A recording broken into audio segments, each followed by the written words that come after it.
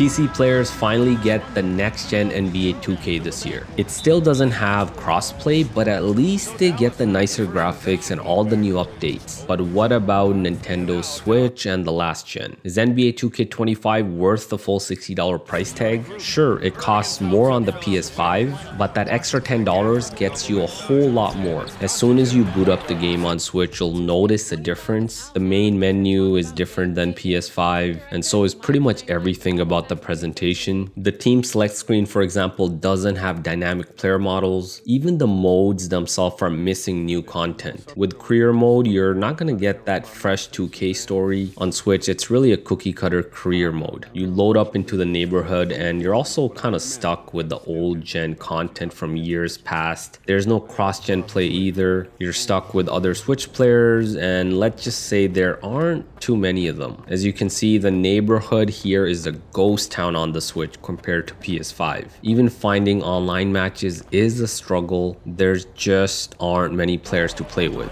And even when you do get into a game, most of them just leave as soon as you take a small lead. I still haven't finished a single game on the Switch because everyone quits in the first quarter. On the court, there's also a huge difference between the Switch and PS5. Nintendo Switch essentially uses the same player models from years past. Even the whole presentation once you're in game, it's really a copy paste from 2K24. Here you can see going from 2K23 to 2K25, the only thing that happened with LeBron is his skin tone got a bit lighter. Klay Thompson here lost his headband and of course joined the new team. So yeah, you do get the new roster updates. But other than that, you might as well call this NBA 2K25 Legacy Edition. Here's a difference between 2K25 player models on the Switch and the PS5. KD actually doesn't look bad. Luka though has some zombie eyes, and I'm not sure what's going on with his beard. Kyrie doesn't look like himself on either console. Here's Klay Thompson. Switch struggles with beards again. The Switch version of Booker maybe looks more like him. LeBron looks decent, I guess, on both. Curry here, again, Switch just messes up the facial hair. Anthony Davis looks decent, I guess, on the Switch. Nintendo Switch gameplay of 2K25 feels pretty much the same as 2K24. Sure, there's a new shooting mechanic, which does look similar to PS5, but the game, the animation, the players, I mean, the way they move, it all just feels like a copy and paste of 2K24.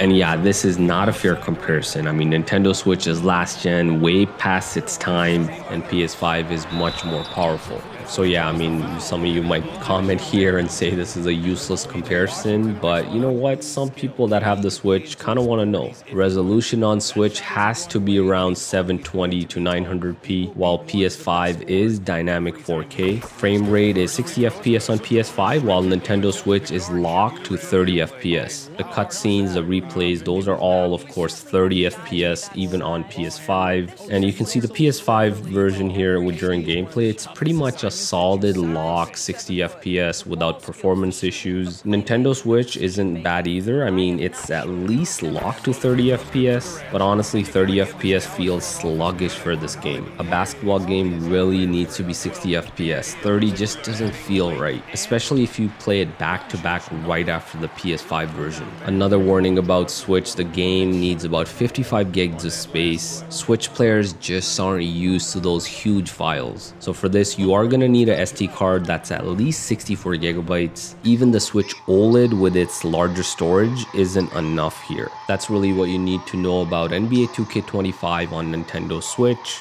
I guess there's advantage of playing on the go, but I would avoid this unless you essentially have no other system. Steam Deck's the better option for on-the-go NBA 2K25, and of course PS5 or Xbox Series S and X are the better option for playing at home on your TV. On Nintendo Switch, I would give NBA 2K25 a 6 out of 10. Let me know what you think. Will you be getting this on your Switch? For the rest of the video, check out some more gameplay with that FPS counter shown. That's where the threat of being a great scorer from Klay Thompson allows a teammate to get wide open. The wide open look for Durant. The guard spots filled by Russell and Reeves. Down in the block, it's LeBron and Davis. And it's Hachimura in at the small forward position. And Richard, you've watched LeBron James over the years.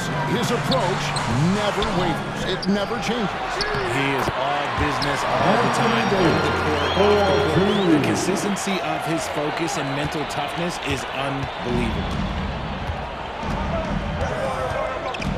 Outside Curry. An absolute bomb from three-point range. I mean, the range is just unreal. Curry can make even the toughest shots look easy. Russell kicks to James. And the shot goes in. LeBron James. Attack, and then guess what? He wants to attack some more. This man was born to go to the rim. Healed. James. Oh my goodness! What a play! Oh, okay. I guess LeBron wanted that one to sting a little. He put a little extra on that one. Golden State's gone 1-2 from long range in the first quarter. Healed outside. Pass to Green.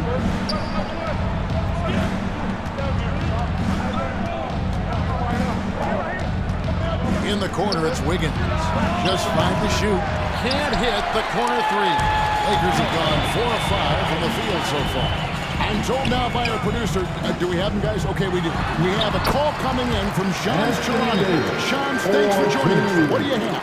Thanks. And this summer saw the passing of Laker legend, 3-time basketball Hall of Famer, the logo, Jerry West, an all-star. Every year of his outstanding playing career. Just pounding the ball down low.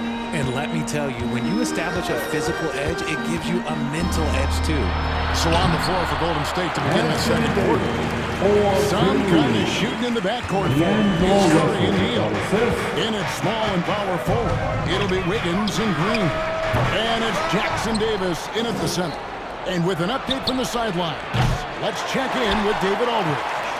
Kevin, a couple of seasons ago, Steph Curry first brought out the night-night when he put a team away. Asked about his inspiration, he said, I have no idea. I don't choreograph any of that stuff. I was just having fun. You know how kids' bedtime routines are important. Shot from the top of the key. It's rebounded by Hayes. Lakers have gotten 4 of the first 5 shots to fall in the second quarter. Outstanding shooting. James slams it in. This is classic LeBron leaping off the floor for a powerful dunk.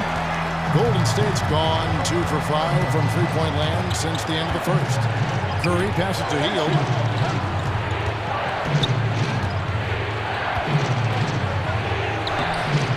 Rebounded by the Lakers. Richard with Buddy Hield, we're talking about one of the best shooters in the NBA.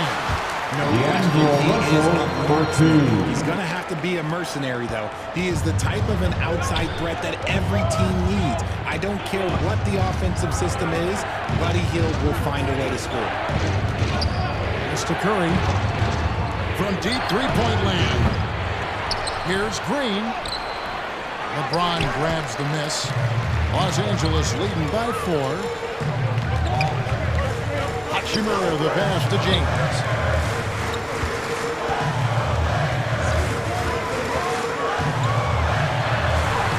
LeBron James charging through.